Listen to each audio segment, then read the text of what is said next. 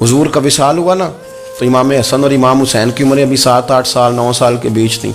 तो हज़रत मौला अली शेर खुदा रदी अल्लाह ताला अन्हु के साथ इमाम हसन आए मस्जिद में, तो मिंबर पे बैठे हुए देखा हज़रत अबू बकर सिद्दीक़ को, तो कहने लगे नीचे उतरना, मेरे नाना का मिंबर है।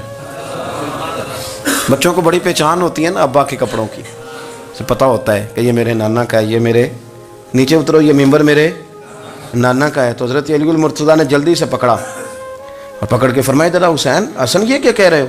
अब देखें ना बच्चा यहाँ किसी का शोर करे तो मैं आपको जुमा छोड़ के बच्चे की थोड़ी सुनूंगा। मैं कहूँगा कि भाई ठीक हो गया, बच्चे को ले जाओ ज़रा इसे पीछे करो, जुमे के बाद बात करते हैं। लेकिन वो थे ना रसूलुल्लाह के नवासे, और हज़रत अबू बकर सिद्दीक़ अज़मत और शान को समझते थे। उन्होंने कहा नीचे उतरिए, मेरे नाने का मिंबर है। तो हज़रत सिद्दीक़ एक बार नीचे उतर के खड़े हो गए। तो एक जुमला, बाकी बुजुर्गों ने भी बड़ा कुछ लिखा है, पर यहाँ एक बात शाह अब्दुल अजीज मुहद्दिस देलवी ने लिखी है। हज़रत सिद्दीक़ एक बार रो पड़े, कहने लगे हसन अगर मिंबर तेरे नाना का है तो अबू बकर भी तो तेरे नाना का ही है ना, ये को बाहर से तो नहीं ना आया, ये भी तेरे नाना का है। तो हज़रत इमाम हसन हंसने लगे, फरमाने लगे ठीक हो गया, बैठ जाए मिंबर पे, पढ़ाएं जुमा। समझ आ गई है बात की, पढ़ाएं जुमा। आपकी बात की मुझे समझ आ गई है कि अगर मिंबर नाना का है तो अबू बकर भी तो उन्हीं का है ना जनाब सिद्दीक़ अकबर। अपनी जिंदगी वफादारी के साथ, गुलामी के साथ, और अदब नहीं छोड़ा एक मिनट के लिए, एक सेकंड के लिए। रसूल कायनात सल्लल्लाहु अलैहि वसल्लम के अगर कोई बेअदबी करता था तो उन्हें जलाल आता था। आपको एक बात बताऊं, गैरत ना इश्क का हिस्सा होती है। हम बड़े शरीफ लोग हैं, पर हम कहते हैं सारे काम करना, हुजूर के बारे में बात कोई ना करना, ये नहीं हम बर्दाश्त करते। वो किस तरह का आशिक है कि महबूब के खिलाफ बात भी सुन गए, ये इश्क है, ये तो तौहीन की तूने। हज़रत सिद्दीक़ वो बड़े मीठे बड़े ठंडे आदमी थे। उर्वा बिन मसूद सख्फी बाद में मुसलमान हुए। वो कहते हैं मैं हुदैबिया के मौके पे आया तो मुझे पता था, मैं जानता था अबू बकर सिद्दीक़ बड़ी ठंडी तबीयत के आदमी हैं। कहते हैं नबी पाक सल्लल्लाहु अलैहि वसल्लम के गिर्द ना मैंने हाला देखा गुलामों का, कोई हाथ बांधे खड़ा है, कोई पानी का कतरा लेने के लिए खड़ा है, कोई वुज़ू का बचा हुआ पानी लेने खड़ा है। तो चूंकि वो आए थे काफिरों की तरफ से, तो तनकीद करने वाले को कहानियां बड़ी मिल जाती। तो फौरन उर्वा बिन मसूद सख्फी कहने लगे ए मोहम्मद इब्न अब्दुल्लाह सल्लल्लाहु अलैहि वसल्लम आज ये आपके गिर्द खड़े हैं, पर जब तलवारें चमकेंगी तो दौड़ जाएंगे, तलवारों के सामने खड़ा होना आसान नहीं। तो हज़रत सिद्दीक़ एक बार पीछे खड़े थे, नबी पाक ठंडे मिजाज के आदमी, पर बात हुई थी ना सरकार के बारे में, तो दौड़ के आगे आए और इतना सख्त जुमला कहा, कहने लगे जा जाके लातो मनात की शर्म का चाट, तू कहता है कि हम हुजूर को छोड़ जाएंगे। मैं नबी पाक के बाकी गुलामों की बात नहीं करता, तेरे पास जितने सूरमे है ना तू सारे लेके आ, और नबी पाक के दिफा के लिए सिर्फ अबू बकर की तलवार ही काफी है। तू ला, तेरे पास जितने सूरमे हैं ला मैदान पर, तू ला ना, तेरे पास जितने सूरमे हैं। तू कहता है ये दौड़ जाएंगे, फरमाया तूने अभी हमारा रुख देखा नहीं ना, तू आ ना जरा मैदान में, मैं तुझे अकेले को बताता हूँ कि किस तरह हुजूर का दिफा किया जाता। और उर्वा बिन मसूद सख्फी कहने लगे ये कौन है, देर के बाद मिले थे ना, ये कौन है। उन्होंने कहा ये अबू काफा के बेटे अबू बकर सिद्दीक़ हैं। तो उर्वा बिन मसूद कहने लगे ये तो बड़ी ठंडी तबीयत का बंदा था। उन्होंने कहा ठंडा ही है, हम शरीफ बड़े हैं पर हुजूर के गुलामों के लिए, और अगर आए कोई शरीर, अगर कोई आए तो चलो किसी दरवेश की गल कर लेने। वो कहते हैं इट सिट ते पखड़ा कुआर गंदल, फिर असी और भी बूटियां जानने हैं, फिर हमें सारा पता है, फिर हमें ना सारे तरीके, इट सिट ते पखड़ा, फिर असी और भी बूटियां जानने हैं, फिर ना हम कर लेंगे हल, हमें वो हल करना भी आता है। लेकिन शरीफ उसके लिए जो रसूलुल्लाह का अदब करे, जो नबी पाक की।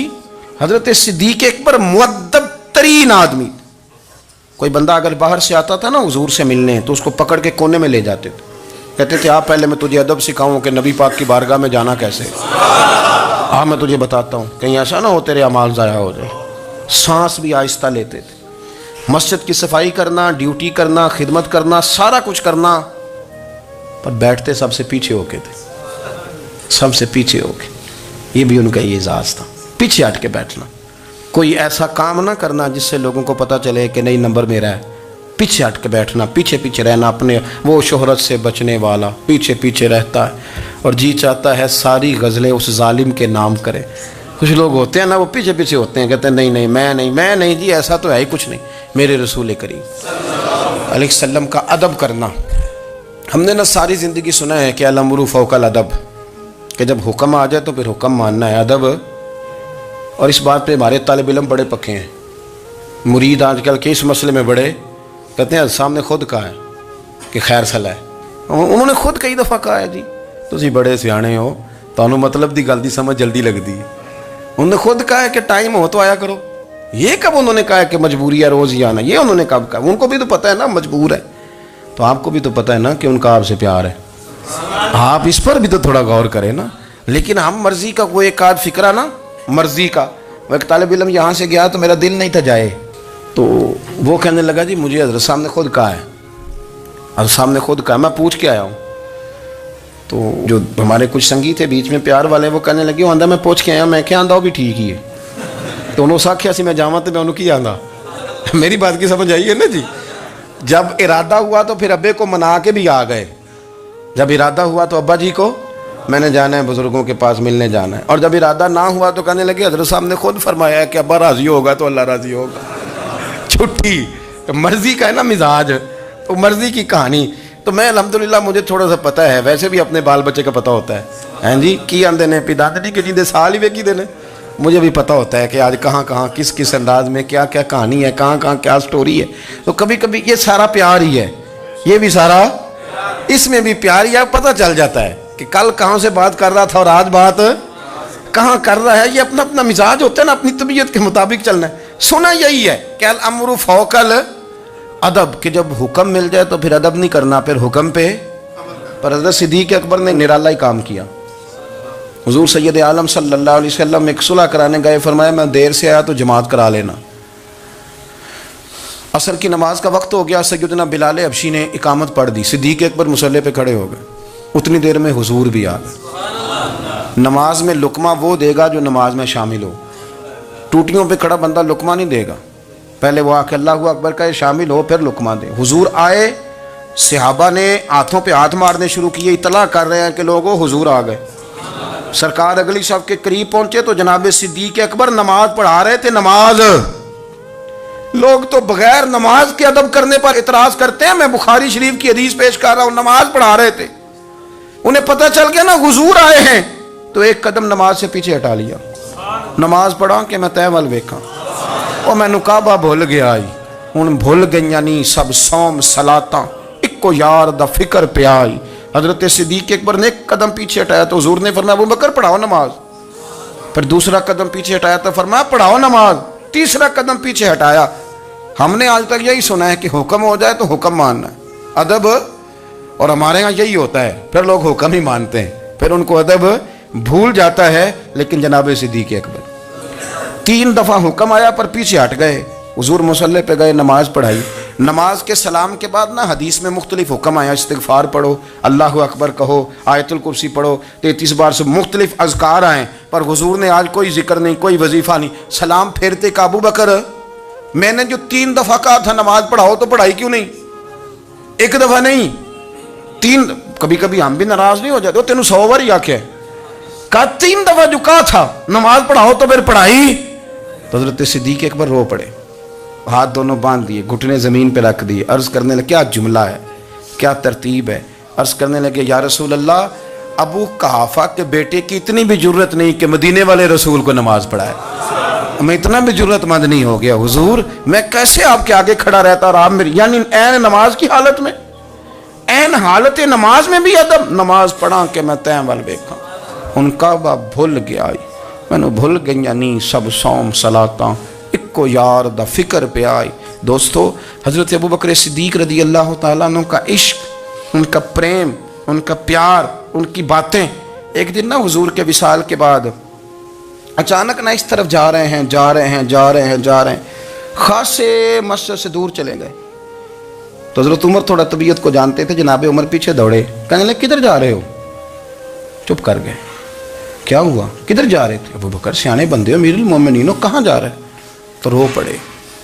کہنے لگے ایک دفعہ نا حضور سفر پہ گئے ہوئے تھے تو اس طرف سے واپس آ گئے تھے، تو مجھے خیال آیا شاید اس طرف سے آ نہ رہے ہوں.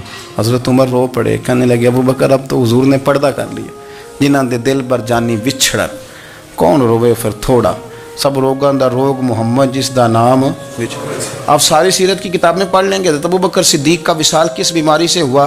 لوگوں نے قول کیے ہیں کہ وہ سانپ کا زہر آ جاتا تھا، فلاں چیز تھی، لیکن کوئی بندہ وجہ تلاش کر سکا؟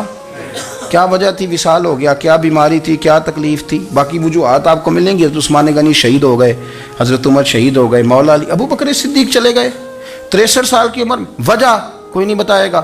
جب شدید بیمار ہوئے تو حضرت عمر فاروق نے ایک طبیب بلایا، بڑا سیانا تھا. اس نے سارا چیک کیا تو نباز تھا. کہنے لگا یار کوئی بیماری تو سمجھ میں نہیں آتی.